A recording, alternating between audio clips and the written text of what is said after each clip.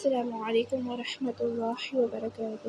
امید کرتی ہوں آپ سب صحت اور ایمان کی بہترین حالت میں ہوں گے انشاءاللہ۔ ربی اشرح لی صدری ویسر لی امری واحلل عقدۃ من لسانی یفقہوا قولی۔ ربی زدنی علما اللہم فقہنا فی الدین آمین۔ آج ہم سورۃ البقرہ کی آیت نمبر 156 پڑھیں گے۔ ترجمہ۔ بسم اللہ الرحمن الرحیم۔ وہ لوگ کہ جب کوئی مصیبت ان پر آتی ہے تو وہ کہتے ہیں بے شک ہم اللہ تعالیٰ کے لیے ہیں اور بے شک ہم اسی کی جانب لوٹنے والے ہیں۔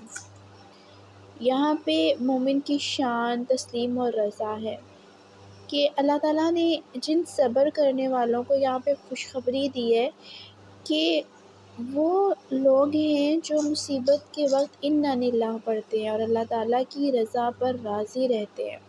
یہی تسلیم و رضا مومن کی شان ہے۔ وہ لوگ کہ جب کوئی مصیبت ان پر آتی ہے، اب مصیبت سے مراد ہر وہ تکلیف ہو سکتی ہے، مشقت ہو سکتی ہے جو اپنی ذات کو، گھر والوں کو یا پھر مال کو پہنچے۔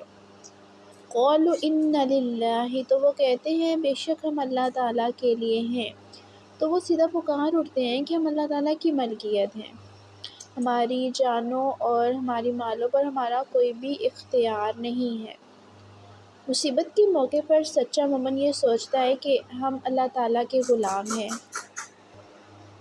اللہ تعالیٰ اپنے بندوں کو جس حال میں چاہے رکھے، اسے اختیار ہے۔ ہم اس کی رضا پر راضی ہیں۔ ایک دن ہم نے اس کے پاس لوٹ کر جانا ہے، پھر وہ ہمارے صبر پر ہمیں بے حساب اجر دے گا۔ اللہ تعالیٰ نے ان کلمات کو مصیبت زدہ کے لیے پناہ اور آزمائش میں مبتلا کے لیے حفاظت کا ذریعہ بنایا ہے۔ انا للہ میں اللہ تعالیٰ کے معبود اور بادشاہ ہونے کا اقرار ہے۔ یہ دراصل بندے کی طرف سے عبودیت کا اقرار ہے اور وہ اپنا معاملہ اللہ تعالیٰ کے سپرد کر دینے اور آزمائشوں میں اس کے فیصلوں کے آگے سر تسلیم کر دینا ہے۔ وَإِنَّ إِلَيْهِ رَاجِعُونَ، اور بے شک ہم اسی کی جانب لوٹنے والے ہیں۔ ان الفاظ میں اپنی جان کے ہلاک ہونے اور قبروں سے اٹھنے کا اقرار ہے۔ یہ کہہ کر بندہ اپنے معاملات اللہ تعالیٰ کے حوالے کرتا ہے اور اس پر جو بھی مصیبتیں آئی ہوتی ہیں انہیں اللہ تعالیٰ کی قضا و قدر سمجھ کر راضی ہو جاتا ہے۔ سیدہ ام سلمہ رضی اللہ تعالیٰ عنہا سے روایت ہے کہ ایک دن میرے شوہر ابو سلمہ رسول اللہ صلی اللہ علیہ وآلہ وسلم کے پاس آئے تو انہوں نے کہا کہ میں نے رسول اللہ صلی اللہ علیہ وسلم سے ایک ایسی بات سنی ہے جس سے مجھے بہت خوشی ہوئی ہے، اور وہ یہ ہے کہ جب بھی کسی مسلمان کو کوئی مصیبت پہنچے تو وہ اس مصیبت کے وقت انا للہ و انا الیہ راجعون، بے شک ہم اللہ تعالیٰ کے لیے ہیں اور بے شک ہم اسی کی جانب لوٹنے والے ہیں، پڑھ لے اور پھر اس کے بعد یہ دعا کرے اللہم اجرنی فی مصیبتی واخلف لی خیرا منہا، اے اللہ میری اس مصیبت میں مجھے اجر دے اور مجھے اس کا بہتر بدل عطا فرما۔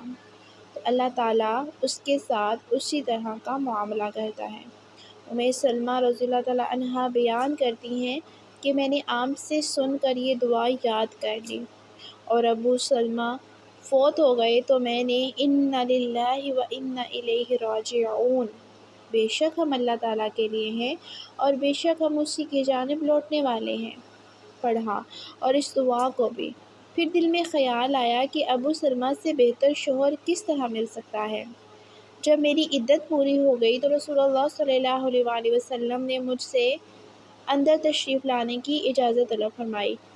میں اس وقت ایک کھال رنگ رہی تھی تو میں نے اپنے ہاتھوں سے درخت ککر کے پتوں کے رنگ کو دھویا، آپ کو اجازت دی، آپ کی خدمت میں ایک تکیہ پیش کیا جو کھال سے بنا اور کھجور کے درخت کے ریشوں سے بھرا ہوا تھا۔ آپ اس پر جلوہ افروز ہوئے اور آپ نے مجھ سے نکاح کی خواہش کا اظہار فرمایا۔